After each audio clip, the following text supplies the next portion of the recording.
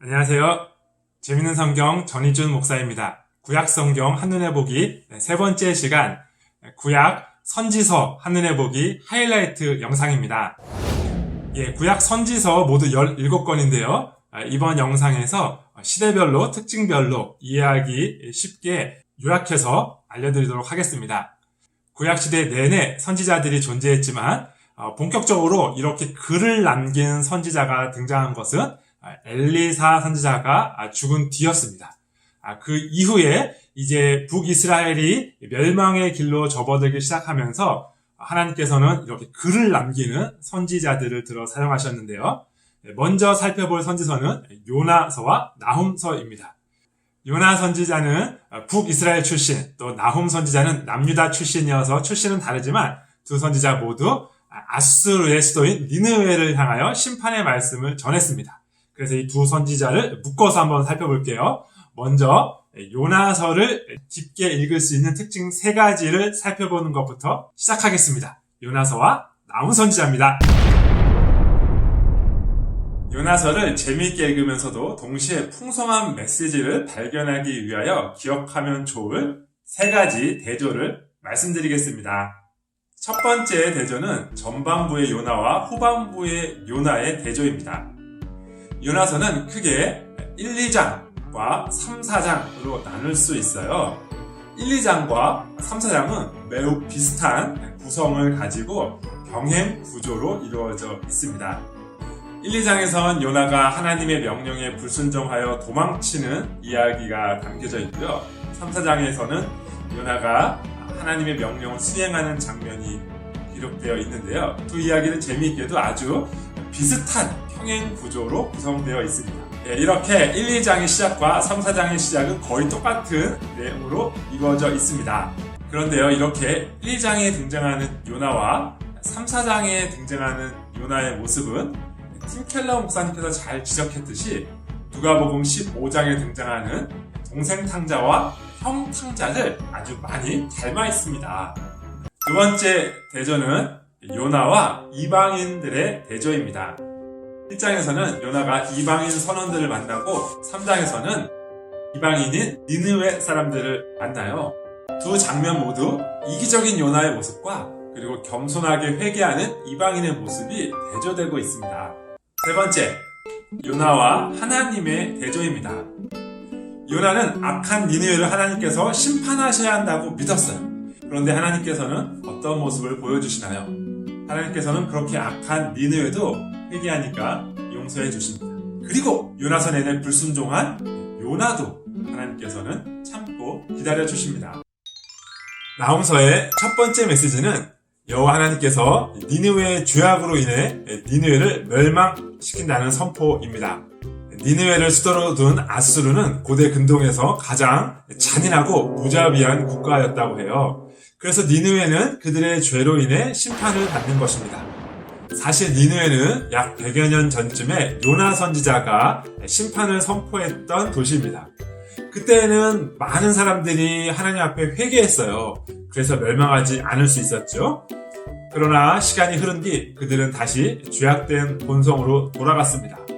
그리고 이번에는 나훔 선지자의 선포에도 불구하고 이들은 회개하지 않습니다. 두 번째 메시지는 하나님께서 자기 백성을 위로하신다는 것입니다. 이스라엘 백성들은 오랜 기간 동안 아수르의 위협 속에서 살았어요. 나훔 선지자가 활동하는 이 시점에 북이스라엘은 이미 아수르에 의해 멸망을 당했습니다. 그리고 남유다도 이 아수르의 위협 가운데 살고 있었어요. 그래서 하나님께서 니느웨에게 주셨던 이 심판의 메시지는 하나님의 백성들에게는 위로의 메시지가 되었던 것입니다. 네, 이렇게 요나서와 나훔서는 우리가 하나님의 말씀에 어떻게 반응하느냐에 따라 우리의 운명이 달라질 수 있다는 것을 잘 보여주고 있죠. 네, 이렇게 요나 선지자의 시대를 지나서 이제 본격적으로 북이스라엘은 멸망을 향해 달려갑니다. 북이스라엘의 멸망 직전에 하나님께서는 강력한 선지자들의 선포를 통하여 회개를 촉구하셨어요. 그러나 북이스라엘은 그 하나님의 말씀에 순종하지 않고 결국 멸망의 길로 접어들게 됩니다. 이 북이스라엘의 멸망의 시기, 이들에게 끈질기게 강력한 회개를 촉구했던 두 명의 선지자, 아모스 선지자와 호세아 선지자입니다. 아모스 선지자가 활동했던 시대, 남유다의 우시아 왕, 그리고 북이스라엘의 여로보암 2세 왕 때에는 두 나라 모두 큰 발전이 있었던 시기입니다. 전쟁에서의 승리와 또 영토 확장의 결과로 두 나라는 모두 큰 부를 얻게 됩니다.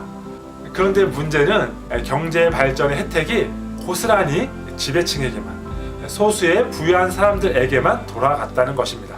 부자들은 전당 잡은 옷 위에 누웠습니다. 그것도 제단 옆에서 그렇게 했습니다. 그렇게 무자비하게 율법의 정신을 내팽개치고 살면서도 열심히 소제, 화목제를 드리고 있었던 거예요.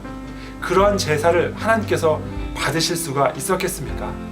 이렇게 아모스 선지자는 이스라엘의 죄악과 하나님의 심판을 아주 강력하게 선포하고 있습니다. 그렇다면 이 심판을 피하기 위하여 이스라엘 백성들은 무엇을 할 수 있을까요? 여기 아모스서의 가장 유명한 구절이 등장합니다. 오직 정의를 물같이, 공의를 마르지 않는 강같이 흐르게 할지어다. 이 남자가 결혼한 고멜은 사실 정숙하지 않은 여인입니다. 호세아가 이 정숙하지 않은 고멜과 결혼한 이유는 하나님께서 그렇게 명령하셨기 때문입니다. 하나님께서는 왜 이렇게 이상한 명령을 내리신 것일까요? 왜냐하면 하나님께서는 호세아와 고멜과의 관계를 통해 하나님과 이스라엘 백성과의 관계를 보여주고 싶으셨습니다. 호세아가 고멜과 결혼한 것처럼 하나님께서는 이스라엘 백성과 언약을 맺으셨어요. 그런데 고멜이 호세아를 떠나 다른 남자에게 간 것처럼 이스라엘 백성들도 하나님을 떠나 다른 우상들에게로 갔습니다. 이렇게 하나님의 사랑을 거부하며 죄악 중에 거하던 북이스라엘은 결국 멸망하게 됩니다. 아이러니하게도 북이스라엘의 회개를 외치던 호세아 선지자와 똑같은 이름을 가진 호세아 왕 때에 북이스라엘은 멸망하게 됩니다. 네, 안타깝게도 이렇게 북이스라엘은 멸망의 길로 접어들게 되었는데요. 남유다는 어떻게 되었을까요? 이 아모스 선지자 그리고 호세아 선지자와 조금 뒤, 그러나 비슷한 시기에 활동했던 선지자들이 있었는데요. 이 선지자들의 선포를 듣고 남유다 왕과 백성들은 반응합니다. 그 덕분에 남유다는 멸망하지 않고 왕조를 보존할 수 있었죠. 이 시기 북이스라엘은 멸망했지만 남유다는 멸망하지 않을 수 있도록 하나님의 말씀을 선포했던 두 명의 선지자, 이사야 선지자와 미가 선지자입니다. 이 중에서 이사야 선지서는 매우 길지요. 이사야 선지서를 재미있게 읽을 수 있는 4가지 팁을 먼저 알아보고, 그리고 미가 선지서의 내용을 알아보겠습니다. 첫 번째, 이사야서는 성경 전체의 구조와 비슷합니다. 이사야서는 39장까지와 또 40장 이후부터가 조금 다른 강조점을 가지고 있습니다. 마치 구약처럼 이사야서 1장부터 39장까지는 심판에 보다 강조점이 있습니다. 그리고 40장 이후부터는 마치 신약처럼 회복과 구원의 메시지에 좀 더 강조점이 있습니다. 두 번째, 이사야서는 이스라엘과 주변 나라들과의 관계도 자주 언급하는데요. 이 당시에 현재의 대적이 아수르, 그리고 미래의 대적이 바벨론이라는 것을 기억하면 좋습니다. 이사야가 남유다에서 사역하던 시대에 북이스라엘이 현재의 대적인 아수르에 의해서 멸망을 당합니다. 아수르가 북이스라엘뿐만 아니라 남유다도 침공하거든요. 그런데 이것을 잘 막아냅니다. 이 재밌는 이야기가 기록되어 있는 것이 36장부터 39장까지입니다. 세 번째, 이사야는 이사야서 6장에서 선지자로서의 소명을 받는데요. 이 6장에는 이사야서 전체의 메시지가 함축적으로 요약되어 있습니다. 네 번째, 이사야서는 그 어떤 선지서보다 훨씬 더 많은 메시아의 예언을 기록하고 있습니다. 그래서 이사야서는 제5복음서다라는 별명을 가지고 있어요. 마태복음, 마가복음, 누가복음, 요한복음과 마찬가지로 예수님에 대한 이야기가 많기 때문에 제5복음서다, 이런 별명으로 불리는 것입니다. 그러고 보니까요, 예수님께서 공생의 사역을 시작하실 때 예수님의 사역을 이사야서 말씀의 성취다라고 선포하면서 시작하는 것을 볼 수 있습니다. 미가서는 크게 세 부분으로 나눌 수 있는데요. 첫 번째 단락은 1장부터 2장, 두 번째 단락은 3장부터 5장, 그리고 세 번째 단락은 6장부터 7장 이렇게 구분할 수 있습니다. 각 단락은 모두 들으라 혹은 들을지어다 이렇게 시작해요. 들으라 라고 시작되는 세 개의 단락은 모두 각각의 단락 안에 강력한 심판과 놀라운 은혜가 다 포함되어 있어요. 먼저 미가서 4장 2절을 배경으로 한 찬양입니다.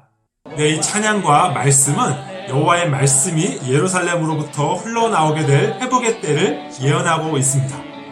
그리고 우리는 사도행전 2장에서 이 말씀이 실현되는 것을 보게 됩니다. 오순절날 예루살렘에 모인 세계 각국의 사람들이 그곳에서 하나님의 말씀을 듣고 세계 각국으로 다시 말씀을 가지고 나아가는 장면을 보게 되죠. 네, 그리고 미가서에서 예언되어 있는 가장 놀랍고 아름다운 예언, 바로 메시아의 탄생에 대한 예언입니다. 네, 이렇게 미가서 5장 2절의 말씀을 배경으로 찬송가 가사가 많이 있는데요. 마태는 특별히 이 미가서의 예언이 그대로 성취되어 예수님께서 베들레헴에서 태어나셨다라는 것을 선포하고 있습니다. 네, 이런 선지자들의 활약과 또 하나님의 뜻에 순종하고자 하는 왕들의 활약으로 남유다는 북이스라엘보다 조금 더 오래 왕조를 유지할 수 있었지만 결국 남유다도 멸망의 길에 접어들게 됩니다. 이 남유다 멸망 그 직전의 시기에 이들에게 회개를 촉구하며 강력한 하나님의 말씀을 전했던 두 명의 선지자를 살펴볼 건데요. 바로 하박국 선지자와 스바냐 선지자입니다. 강력한 심판을 예언하면서 동시에 놀라운 하나님의 은혜도 함께 선포했던 두 명의 선지자, 하박국 선지자와 스바냐 선지자입니다. 하박국서는 선지자 하박국과 하나님과의 대화가 기록되어 있는 선지서입니다. 먼저 하박국 선지자가 하나님께 물어요. 하나님, 이 불의한 세상을 보며 왜 구원을 베풀어 주지 않으시는 것입니까? 왜 악인은 형통하고 의인은 고통받고 있습니까? 하나님께서 이 하박국의 질문에 대답해 주십니다. 하박국아, 걱정하지 말아라. 내가 이미 다 기도의 응답을 준비했다. 갈대아 사람을 일으킬 것이다. 바벨론을 들어서 유다를 공격할 것이다. 유다를 심판할 것이다. 이렇게 말씀하시는 것입니다. 하박국은 더 화가 났습니다. 물론 유다에 나쁜 사람들이 많아서 그것을 하나님께 기도했지만 그러나 어떻게 더 악독하기로 소문난 바벨론을 사용하셔서 그래도 하나님의 백성인 유다를 공격하고 멸망시킬 수가 있단 말입니까? 그래서 하박국 선지자가 물어요. 악인이 의인을 공격하는 것이 옳습니까? 그리고 이 악인이 형통하게 되는 것이 옳습니까? 하박국이 들은 대답은 2장과 3장에 기록되어 있습니다. 2장에서 하박국 선지자가 들은 것은 하나님께서 바벨론도 심판하실 것이라는 메시지였습니다. 3장에서 하박국 선지자가 깨달은 것은 하나님의 이 심판은 하나님의 백성들을 위한 심판이라는 것입니다. 3장에 묘사된 하나님의 심판을 보면 출애굽 때 그리고 가나안 입성 때에 하나님의 심판을 떠오르게 하는 묘사들이 많이 있어요. 그러니까 이 심판은 출애굽 때에 애굽을 심판하셨던 것처럼 그리고 가나안 입성 때에 가나안 족속을 심판하셨던 것처럼 하나님의 백성들을 위한 심판이라는 것입니다. 이 사실을 깨달은 하박국은 이제 의인은 믿음으로 말미암아 살리라 라는 말씀의 의미를 깨닫게 됩니다. 하나님께서는 의인을 어떤 형태로든 구원해 주실 것이에요. 그리고 그 구원의 은혜를 받은 의인은 믿음으로 살게 됩니다. 스바냐서에 기록된 심판의 메시지를 관통하는 핵심 키워드는 여호와의 날입니다. 당시 유다 사람들은 여호와의 날을 기다리고 있었어요. 그날이 오면 여호와께서 임하셔서 유다 백성들에게 구원을 줄 것이다 라고 믿고 있었기 때문입니다. 그런데 스바냐 선지자는 이 여호와의 날이 구원의 날이 아니라 심판의 날이 될 것이다 이렇게 선포하고 있습니다. 이 심판이 모든 이들에게 다 시행되는 것은 아닙니다. 왜냐하면 예수 그리스도께서 십자가에 달리실 때 이 심판이 예수님께 쏟아졌기 때문입니다. 그러므로 예수님 안에 거하는 이들은 이제 더 이상 이 심판을 받지 않게 되는 것이죠. 신약의 요한복음 3장 16절이라고 불리는 스바냐서 3장 17절이 바로 우리를 향한 하나님의 사랑 노래입니다. 너의 하나님 여호와가 너희 가운데 계시니 그는 구원을 베푸실 전능자이시라. 그가 너로 말미암아 기쁨을 이기지 못하시며 너를 잠잠히 사랑하시며 너로 말미암아 즐거이 부르며 기뻐하시리라 하리라. 네, 다음으로 살펴볼 선지서들은 내용을 통해서 어느 정도 시대를 예측할 수는 있지만 성경 그 자체에 그 시대를 명시적으로 밝히지 않고 있는 책들이에요. 이렇게 시대를 명시적으로 밝히지 않고 있다는 것은 어느 시대를 생각하며 읽어도 좋다는 의미입니다. 이렇게 시대를 밝히지 않고 우리에게 메시지를 전해주는 선지서 오바댜 선지자와 요엘 선지자입니다. 먼저 에돔의 심판을 선언하고 있는 오바댜 선지서부터 알아보겠습니다. 야곱의 후손들이 이스라엘 민족이 되고 에서의 후손들이 에돔 족속이 됩니다. 그런데 이 이스라엘 민족과 에돔 족속은 서로 형제 관계였지만 사이가 그렇게 좋지는 못했어요. 특히 이 오바댜서의 배경이 되는 사건은 유다가 바벨론에 의해 멸망받는 사건으로 보이는데요. 그때 이 에돔 족속이 바벨론을 열심히 응원한 것 같아요. 에돔 족속의 죄는 이것뿐만이 아닙니다. 그것은 바로 교만입니다. 사실 교만의 죄는 에돔뿐만 아니라 모든 열방을 심판할 때 말씀하시는 죄악이기도 해요. 요엘서는 이 심판의 무시무시함을 특별히 메뚜기 재앙을 통해 보여주는데요. 그리고 이 심판은 그 옛날 이스라엘 백성들을 구원하기 위하여 하나님께서 이집트에 내렸던 10가지 재앙 중 8번째의 재앙을 떠오르게 합니다. 이집트의 압제로부터 구원하기 위하여 사용되었던 이 메뚜기 재앙이 이제는 이스라엘 백성들의 죄악 때문에 그들을 심판하는 데 사용되고 있는 거예요. 요엘서에는 여전히 소망도 등장하는데요. 요엘서에 등장하는 2가지 소망의 메시지를 찾아보겠습니다. 첫 번째 소망의 메시지는 회개하면 재앙을 내리지 않으시겠다는 하나님의 약속입니다. 두 번째 회복에 대한 소망의 메시지는 바로 성령님께서 임하실 그날에 대한 약속입니다. 하나님의 영이 빈부와 귀천에 상관없이 남녀와 노소에 상관없이 그리고 신분에 상관없이 만민에게 부어진다라는 약속입니다. 그리고 이 요엘서의 회복의 약속은 신약에 와서 성취되는데요. 오순절 성령 강림하신 날 베드로가 3,000명을 회개시켰던 바로 그 설교의 본문 가운데 하나가 바로 이 요엘서였습니다.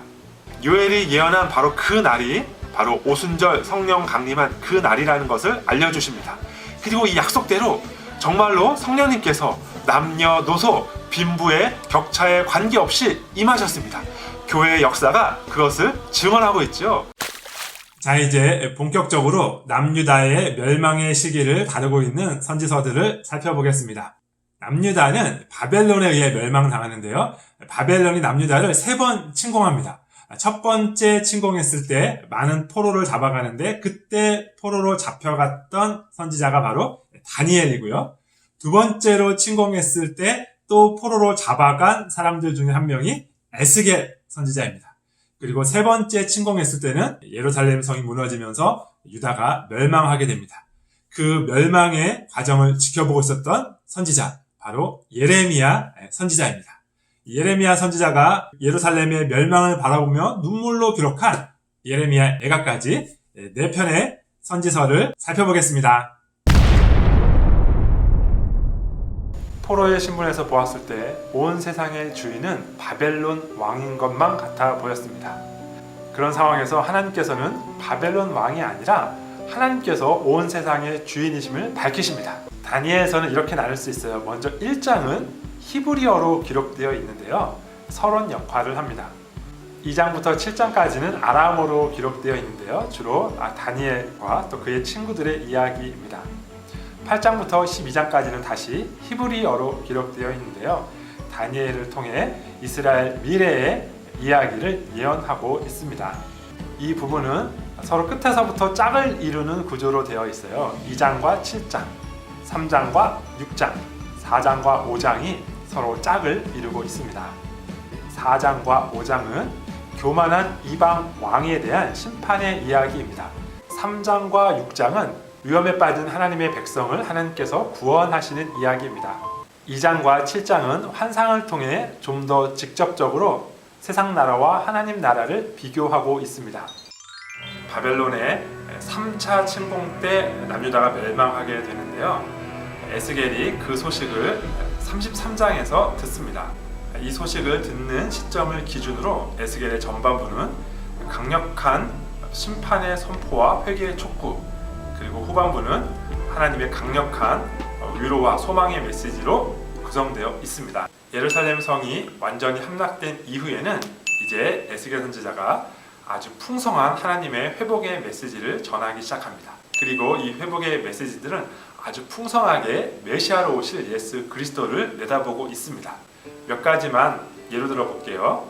한 목자에 대한 예언입니다. 여기 다윗, 왕, 목자 이 단어들이 보이시나요? 다윗의 후손으로 오신 참된 왕이신 예수 그리스도, 그분이 바로 우리들의 목자가 되실 것이라는 예언입니다. 왕이면서 동시에 양들을 위하여 목숨을 버리시는 목자 되신 예수 그리스도의 은혜가 예언되고 있지요. 또 다른 소망의 메시지는 임마누엘로 오실 그리스도에 대한 예언입니다. 에스겔서 1장은 바벨론 땅에 있는 에스겔이 하나님의 영광을 대하는 장면으로 시작합니다. 이것은 매우 이상한 장면이에요. 왜냐하면 하나님의 영광은 예루살렘 성전에 있어야 하기 때문입니다. 그 하나님의 영광이 왜 이방 땅인 바벨론 땅에서 에스겔에게 보여진 것일까요? 이 질문에 대한 대답은 에스겔서 8장부터 11장까지에 있습니다. 바로 하나님의 영광이 예루살렘 성을 떠났기 때문인데요. 그들의 죄악 때문에 하나님의 영광이 예루살렘 성전을 떠난 것이었어요. 그런데 그렇게 성전을 떠났던 하나님의 영광이 이 회복의 메시지를 전하는 에스겔서 뒷부분에서는 다시 예루살렘 성전으로 돌아오는 장면이 그려집니다. 예레미야는 눈물의 선지자라는 별명을 가지고 있기도 합니다. 이러한 예레미야의 동족을 향한 사랑에도 불구하고 예레미야는 동족의 죄를 지적하고 회개를 선포하고 멸망을 예언했기 때문에 많은 동족들로부터 핍박을 받기도 했습니다. 힘들고 어려운 상황 속에서도 끝까지 전했던 하나님의 말씀, 그 메시지의 핵심은 무엇이었을까요? 이 긴 예레미야서 전체의 하나님의 메시지는 예레미야가 하나님께 소명을 받던 바로 그 장면에 잘 요약되어 있습니다. 하나님의 메시지의 핵심이 잘 들어있습니다. 여기 하나님의 심판이 있습니다. 뽑고 파괴하고 파멸하고 넘어뜨리는 것. 여기 하나님의 약속도 있습니다. 건설하고 심는 것. 이 회복의 약속 세 가지를 말씀드릴 수 있는데요. 첫 번째는 이스라엘 백성이 바벨론에게 멸망당하여 포로로 끌려가겠지만 70년이 지나면 돌아올 것이라는 약속입니다. 둘째, 이 회복의 약속들은 메시아로 오실 예수 그리스도를 향한 기대로 이어집니다. 셋째, 메시아로 오실 예수 그리스도께서 이스라엘 백성들과 그리고 우리와 맺으실 새 언약을 약속합니다. 예레미야 예가에서 보이는 이들의 반응 세 가지를 같이 한번 찾아보겠습니다. 첫 번째, 슬픔과 절망입니다. 예레미야 예가의 히브리 성경의 제목은 에카입니다. 이 말은 어찌 라는 뜻인데요. 이 단어는 예레미야 예가에서 예루살렘 멸망의 슬픔을 탄식할 때마다 등장하는 단어입니다.